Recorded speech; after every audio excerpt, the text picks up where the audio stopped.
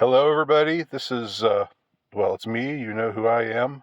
And I am very fortunate and pleased and blessed to have the irrepressible internet personality. Dare I call her an influencer? I don't know. That word kind of has connotations that I don't know are whether I want to. It's kind of got negative connotations that I don't necessarily want to imply here, but I'm talking to Annalise, whom you may know as Not Feminist. She's got a Twitter handle. She's on Instagram, and she's an extremely influential voice on the internet, and I would say a force for good in today's awful world. Welcome, Annalise, aka Not Feminist. Thank you for having me. And for anyone who has followed me under Feminine Not Feminist or has not and they would like to find me, I did recently change my handle, so it's my name now. So it's I'm_Annalise_. So I hope that isn't too confusing, but I wanted to make my handle more like my name. So that's where you can find me right now. Okay, and that goes for everywhere on Instagram, on Twitter. Oh. Just Instagram. Okay. I still have the Feminine Not Feminist podcast on Spotify or anywhere you get your podcasts. And then on Twitter, I'm Feminine Not Ist. Okay, there you go. Slightly different. So there's the ways you can find her. If you don't already know about her, which somehow I'm doubting, because Annalise, you have permeated the scene to a great extent, and again, I don't want to sound too overly or phonily complimentary, but I really think your influence has been very much for the good, and that's why I'm very pleased to have you on with me here, because on my I tend to be a pessimist, and on my channel we talk about a lot of things that are kind of dark and kind of dire and maybe even depressing. Yeah. And so why don't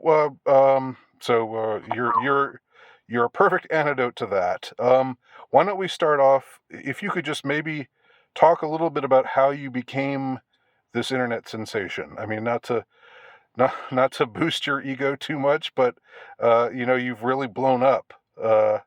And you've been noticed by people, by conservative Christian types and people on the right generally, and you've also been noticed by not a few people on the left, and you've made some enemies amongst the liberal left types as well. Right. To the extent where, as I told you recently, you, or at least your handle, your former handle, Feminine Not Feminist, was actually referenced in a movie about right-wing women who are, of course, neo-Nazis and racists and all this kind of stuff. And I just got a big kick out of that, like how you've really made your mark. That they are paying attention to you at Netflix in Hollywood, and that's something to be proud of. Now, I will say that phrase "feminine, not feminist" existed before I used it, but when I went to make my page, I noticed. It really hadn't been. There were some pages that had that name, but nothing big and nothing what's the word? It hadn't been branded, so right. I didn't come up with the phrase, but I did kind of run with it. Well, it's a very simple turn of phrase. It's something that you would think somebody would have used at some point or other, but yeah, you used it very well. It's a great brand. You've been, and you've used it very cannily, and so forth. So what, but what, like for our audience, maybe just fill us in, brief history of you and how you got to be this big time influencer on the Christian right internet scene. Yeah, so I was 22 years old. This is back in 2020, and I just I had been observing a lot of the reactions from the right and the left to like COVID and George Floyd and stuff like that. Yeah. And I wanted to put my 2 cents out there, but I'm not someone that likes to comment on political things per se. Like obviously it's all tangential to what I talk about, and I think people could probably guess my political views pretty easily. Yeah. But I had developed a desire to start writing online as I was just observing, the back and forth between conservatives and progressives and so on and so forth. But I actually, and so I was kind of trying to find my niche, and just because of where I was at in life as a young wife and just learning how to like build a home and be a good wife, I found my niche writing marriage and femininity content, and then just kind of was consistent with it, and it really took off. And within a year, there was maybe 70,000 followers within a year, and then about double that within 2 years. And it's kind of tapered off, but yeah, it really grew very quickly. Did it grew? Did it take you by surprise? Yes and no. I knew that I was a good writer, and that I had to get my voice out there, and that some people would be interested in hearing it. But I was surprised, given the quality of the content, or what I was saying would be receptive to such a large audience. Because it's not a super popular message necessarily. But I have a lot of people that disagree with me, that like following me because I'm respectful towards them. And so I think that's part of it, is that I don't only have people that agree with me, I have people that partly agree, and so yeah. And you're very like your personality is you tell it how you see it, but you're also very gracious and and I would say very non-confrontational. Right. In the sense that if somebody challenges you or has strong negative feelings towards you, you just sort of instead of um, having some flame off competition where you try to best one another and the kind of things that people tune into the internet for. The wrong reasons that they tune into the internet. Your inclination is to go the opposite route and just to be gracious and to say, well, God bless, and you keep believing what you believe. But the thing is, you come across. Some people do that, and they come across as very phony when they're doing. Like you can just see they're trying to do the right thing, but they're really just sort of I don't know. That inside they just are. They're just full of anger and hatred and stuff, and they're doing their best. But you seem to have like a peace of mind or like something in your spirit that helps you just be sort of more easygoing and sort of turn down the temperature in the room a little bit, and that's something that's really needed. Yeah. How is that? Yeah, I mean, Do you just ascribe that to grace, or is it like where does that come from for you? I would say by nature, I'm not actually a very gracious person. That's definitely something that God has worked in me. When I was growing up, my mom, which was a very insightful and necessary comment on her end, she would say that I was extremely defensive, and that was something I needed to work on, that I had no ability to take correction without losing my mind. And at the time, of course, I probably got defensive about that assessment. But she was absolutely correct, and that has stuck with me for the rest of my life. And I try to remember that. Okay, I'm prone to being defensive, so let's do the equal and opposite reaction. And the Bible also says that a harsh word stirs up anger, but a gentle answer turns away wrath. So I think of it as turning away wrath. Someone's coming at you, they're angry, they're probably hurt, there's something, they're speaking out of some pain in their life that got triggered. Absolutely. And we all do that, and we all have that. So, so then, try to turn away the wrath with a gentle answer and say, I think I see where you're coming from, and I don't agree with you for these reasons, but I appreciate you sharing your perspective. Yeah. And I hope you have a great day. and you say it sincerely. When you say it, it sounds like you mean it. And when other people say things like that, you can tell that they're just hacked off, but they're doing their best to sound gracious. But so. Oh, right. It's passive aggressive. Yeah. You can say that kind of stuff without sounding passive aggressive, and that's a great gift. Well, I do mean it. I want the best for these people, and I'm not angry that other people on the internet have different opinions than me. That's not something that makes me lose my mind. Yeah. I mean, sometimes I'm still immature or whatever, but and they're allowed to exist and think different thoughts. Yeah. And I don't know, they say you catch more flies with honey than with, what's the other, I forget. Vinegar? There you go. Thank you for filling in the blank there. You catch more flies with honey than with vinegar, and I imagine that a lot of people, who wanted to be all angry with you were like, well, wait a minute, she refused to go there with me.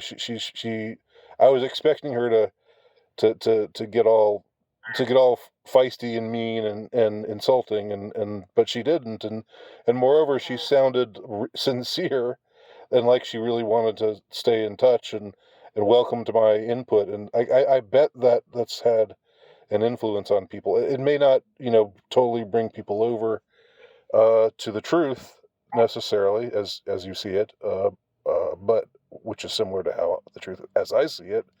But I imagine I imagine that it's given a lot of people pause, which is great. Yeah. There's a quote that's, "Do I not destroy my enemies when I make them my friends?" So that's kind of what I try to. That's great. Try to do. That's great. Now, moving along a little bit, how do you feel that you fit in with the so-called quote unquote trad wife scene? Would you consider yourself a trad wife, quote unquote? If you go by the definition of a woman who stays home and keeps home, and her husband provides financially, and she doesn't work, like by definition, I am a traditional wife by that definition. Right. So I'm not like bothered by the term or triggered by it or anything. Right. I feel that I have a place among the tradwife scene. It's wholly divorced from my content or my mission. I think that the tradwife scene can lack a little bit of nuance when it's talking about like problems in marriage. It can be a little simplistic. And so I try to avoid overly simplistic blanket statements that you can kind of see sometimes in the tradwife scene. But I think that my opinion is that tradwives do get a lot of hate unnecessarily. Yeah. For like being accused of being judgmental when they're really not. They're just living their lives and enjoying it. So I wouldn't necessarily call myself a tradwife in that specific niche, but I'm on the Venn diagram with them somewhere. That's a good way of putting it. Yeah, and even some like women on the right, some like what's her name, Annabeth Stuckey? Is that? Oh, Allie Beth Stuckey, yeah. Like was saying that she took issue with tradwives for this or that. So it's not just angry liberal women who like there are some women on the right who are saying who are critical of tradwives, and I'm really trying to get it because I don't understand Yeah. the women I've seen online who call themselves tradwives seem seem like nice girls to me, and Yeah. they And don't. they are. I think they are. And here's the thing about women, and I think this is at the heart of this, is that we hate feeling judged. And if there's any sensation of so and so is judging me, or so and so does not agree with my lifestyle choices, or et cetera, Right. it's a temptation for us to lash out against that. And so wrongly, tradwives will get accused of being very judgmental of women who work, judgmental of women who don't bake their own bread. Yeah. And they're not. Like, Yeah. sharing how you live your life is not a judgment on someone else, but they'll say, oh, they're setting this standard and it's not biblical, it's just whatever. Yeah. And I think it's complete straw man arguments, because if you talk to the tradwives themselves, they're not calling for everyone to live exactly as they are. Yeah, and I mean, it's not. I've watched a few of them here and there. I don't make it. It's not a normal part of my routine to watch tradwife channels. I want to add, but for instance, who's the woman in Michigan, the the blonde lady, who's got a S.D. Williams. Oh, I can't remember the name. Maybe that's her. I can't remember her name. Catholic. Oh no, this is like a Presbyterian. Oh, Mrs. Midwest. Yeah. Oh, Mrs. Midwest. That's it. That's it. I knew it was some name, like some iconic name like that, but I couldn't recall it.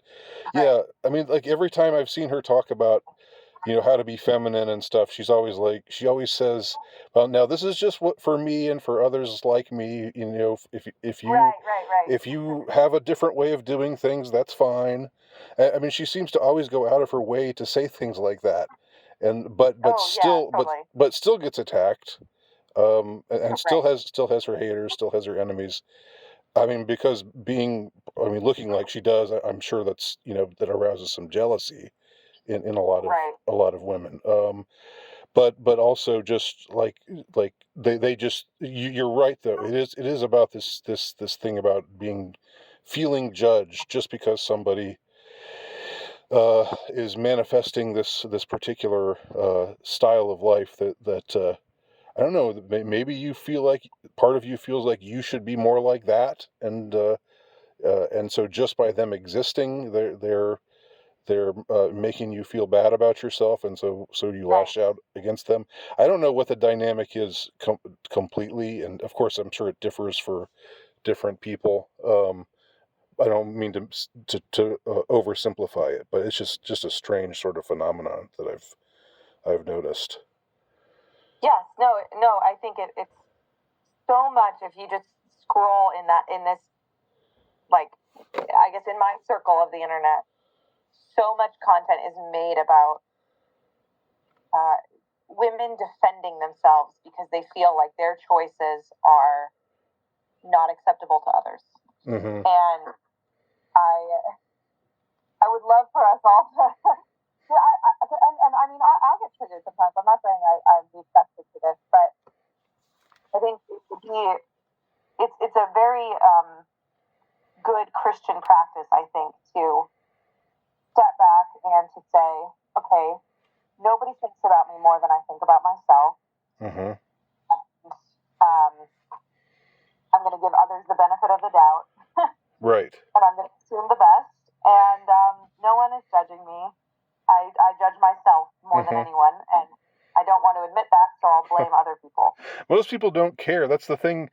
That's the thing that you eventually realize, hopefully, that a person eventually realizes is that most people just aren't paying attention to you. So it's something, there's something really freeing about when you realize that. It took me a while to, to figure that out. But once I did, it was sort of like, okay, it's like sort of something that's wrapped up in your especially in your adolescent years, where you just think the whole world is looking at you and noticing your faults, and you know, you feel very self-conscious and all of that, and you know, that Right. Isn't there a Winston Churchill quote that's like, when you're little, you care what everyone else thinks about you. When you're middle-aged, you stop caring what everyone thinks about you. And when you're old, you realize nobody was thinking about you in the first place. that sounds Churchillian. I haven't heard Yeah. that one in particular. Now we've got 10 minutes left because I'm cheap and I'm poor, and I just have the Zoom. I just have free Zoom. So, but I think 10 minutes are probably a good amount of time for our conversation to wrap up. Not that I wouldn't enjoy talking to you for longer. Maybe we can do that some other time. But with the time we have left, I would be very remiss if I didn't ask you about what you think about where things stand with young people, young men and young women today, and the mess that's been made. I'm an older man. I've been through it. I've done my bit. You're a younger woman, married with a child and so forth. But I'm sure that you know about the growing. There's a and I'm going to ask you about your thoughts about young men particularly, because there are a lot of young men, and a lot of them are subscribers to my channel, who just think they do not have a shot. They would just think it's quote unquote it's over, and because today all women want is a guy who's high status, who's good looking and rich, and if you're like the top 10% get all the women, basically have these harems of women, and the lower 90% just get nothing, and that's a I mean that's a mindset that is out there, and it's one that I think has to be reckoned with. What do you say to somebody like that? What do you say to people, to young men who are struggling, who really are lonely, and who really would like to have uh, a relationship with a woman, a loving relationship with a woman? Not pickup artist types, not just people who want to score or anything crude like that. But marriage. Yeah, something leading along the lines leading to marriage and so forth. What would you say to those guys? So I know that this mindset you mentioned exists since being on the internet. I did not know that existed before I had my page and was active online. Mm-hmm.